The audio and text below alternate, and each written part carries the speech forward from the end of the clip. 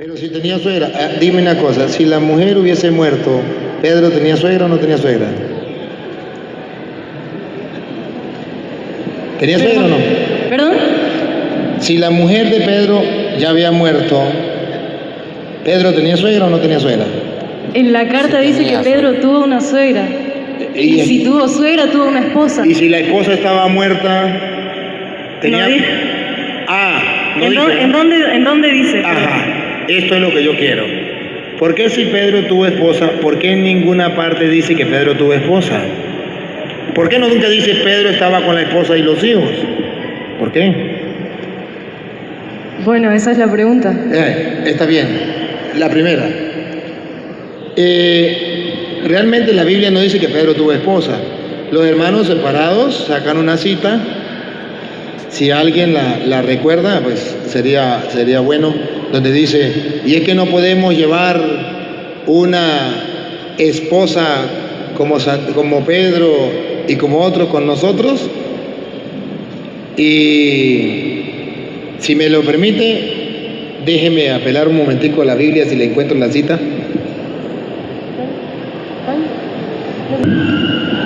Dice, en la Biblia protestante dice, en la Biblia católica no dice eso, en la protestante dice, es que no podemos cargar, dice San Pablo dice, es que no podemos cargar nosotros una mujer esposa como compañera, como Pedro y los demás apóstoles.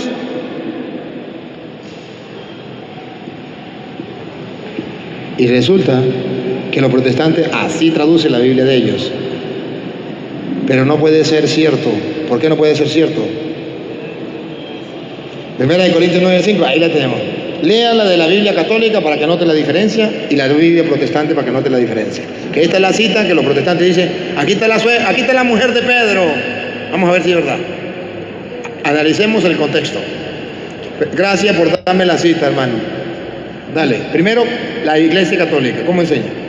No tenemos derecho a que nos acompañe en nuestros viajes alguna mujer hermana, como lo hacen los demás apóstoles y los hermanos del Señor y el mismo Cefas. Ahí está, una mujer hermana, una mujer cristiana, no habla de esposa. Ahora mire cómo lo traduce la Biblia protestante. No tenemos derecho de traer con nosotros una hermana por mujer, por esposa, como también los otros apóstoles y los hermanos del Señor y Cefas. ¿Por qué esa traducción es mala? ¿Por qué no es correcta? Para que los protestantes lo busquen. Porque está hablando Pablo. Y ahí está diciendo, vuelvo a leer para que ustedes cuenta, que ahí en la Biblia protestante está diciendo que Pablo era casado. Primera de Corintios 9, ¿qué? 9:5. Ahí, según los protestantes, está diciendo que Pablo era casado. Ponga cuidado. No tenemos derecho de traer con nosotros. O sea que Pablo llevaba con él una hermana por mujer. Pablo llevaba una esposa con él. No dice la Biblia eso, porque versículos anteriores, capítulo 7, versículo 7, Pablo dice que él es soltero, que no tiene esposa. Entonces no puede decir que Pablo cargaba una esposa como la cargaba Pedro. Eso se llama malinterpretar las escrituras y torcerlas. Pongan cuidado. Malintencionadamente. 7:7. Quisiera más bien que todos los hombres fuesen como yo. Pablo no era casado, pongan cuidado. Pero cada uno tiene su propio don de Dios. Siga. Uno a la verdad de un modo y otro de otro. Siga. Digo, pues a los solteros y a las viudas. A los solteros, que Pablo era soltero, pongan cuidado. Qué bueno les fuera quedarse como yo. Aquí la Biblia dice claro que Pablo es soltero. Entonces no me venga a decir que Pablo cargaba una esposa. Aquí está claro que Pablo era soltero. Ni Pedro. Es una manipulación de la Biblia.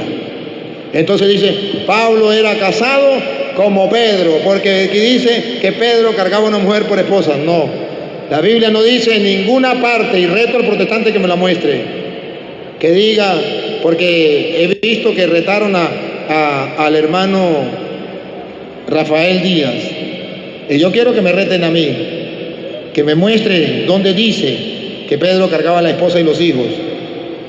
No me agarren 1 Corintios 9:5, donde ustedes tuercen diciendo que Pablo era casado y que Pedro era casado, iba con la esposa. No me digan mentiras. Eso es torcer las escrituras. Ahora bien, la Biblia no habla en ninguna parte de la mujer de Pedro o de los hijos de Pedro. Habla de la suegra. Esto quiere decir que Pedro, no estoy afirmándolo, estoy diciendo una posibilidad. Primero, que Pedro era viudo, tenía su esposa y ya había muerto, y él tenía su suegra, y Jesús la curó. Es una posibilidad. Eso es una posibilidad. Bien. Ahora, en el supuesto de que haya tenido esposa y estuviera la esposa y los hijos, ¿cómo se explica que Pedro, siendo jefe de la iglesia, tuviese esposa y tuviese hijos? Se explica porque Jesucristo en Mateo capítulo 19, versículo del 9 en adelante, habla que el matrimonio es querido por Dios y es bueno y santo, y es un don. Y habla que el celibato, el no casarse, el no tener esposa, es otro don de Dios, igual que el matrimonio.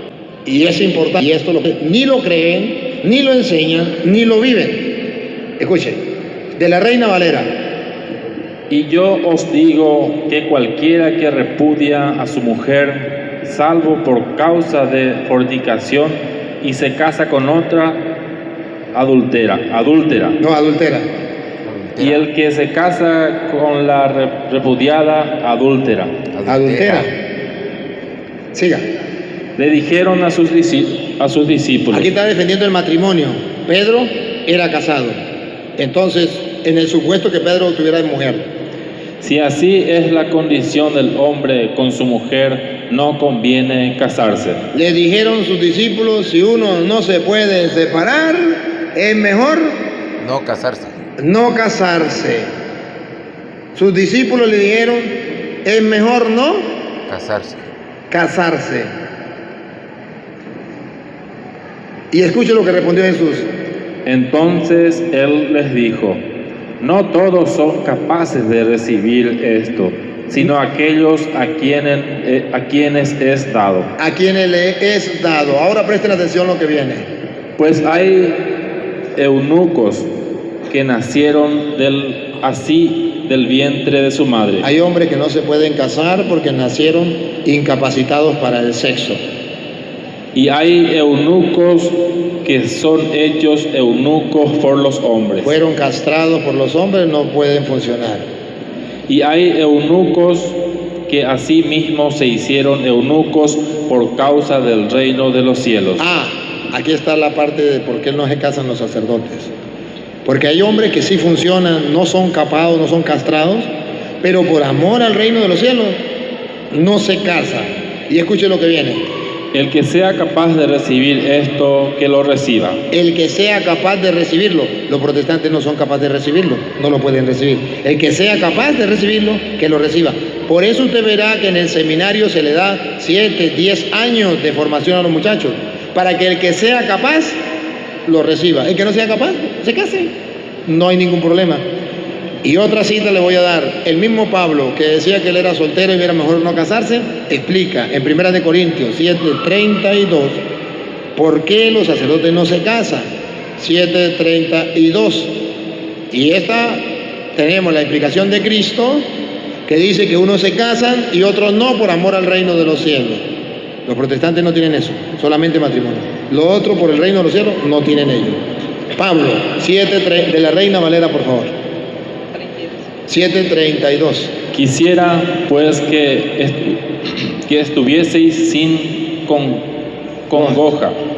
El soltero tiene cuidado de las cosas del Señor. Aquí en primer lugar está el soltero, tiene cuidado de las cosas del Señor, y está hablando precisamente de los que se dedican a servirle al Señor. Siga. De cómo agradar al Señor. Y busca cómo agradar al Señor. Ahora, la segunda parte. Pero el casado tiene cuidado de las cosas del mundo. Tiene cuidado de las cosas del mundo. De cómo agradar a su mujer. De cómo agradar a su mujer. Aquí la Biblia dice que las dos cosas son importantes. Que son dones de Dios. Cuando es casado, bien, es un don de Dios. Cuando es soltero, es un don de Dios. Se lo resumo. En la iglesia de Jesucristo puede existir sacerdotes que se casen y puede existir sacerdotes que no se casen. Existieron sacerdotes casados y existieron sacerdotes no casados. Pablo no era casado, Juan no era casado, Pedro, en el supuesto de que era casado, pero no todos eran casados. Porque si no, ¿por qué le dijeron, Señor, si uno no se puede separar de la mujer, es mejor no casarse? No eran casados. Porque si no, no hubiese dicho, es mejor no casarse. Hubiese dicho, la embarramos, ya estamos casados. Dijeron, es mejor no casarse. No eran casados. Entonces significa que la Biblia nos muestra dos opciones. Por eso, en la Iglesia Católica se dice, el día en que el Papa diga que los sacerdotes se casen, los sacerdotes podrán casarse, porque en la Biblia están las dos opciones. Como hay dos opciones, la iglesia puede escoger esta o puede escoger esta. Hasta ahora, en nuestro tiempo, se escogió en Occidente la de casarse, la de no casarse. Pero sepa que en el Oriente se casan. Están las dos en la iglesia. En el Oriente se casan, en el Occidente no nos casamos. Puede ser que el Papa diga un día que se casen todos nos casamos. Lo que ate quedará atado, lo que desate quedará desatado. Y él dijo esta opción y esta opción. Por eso en la iglesia existe esta opción, y es un regalo, es un tesoro que los protestantes no tienen, y nadie quiere ver ojos bonitos en cara ajena. Ese es el problema. Bien, muchísimas gracias, Padre. Y otra pregunta es, si por ahí lo quieres contestar, ¿por qué Jesús se bautizó en el agua con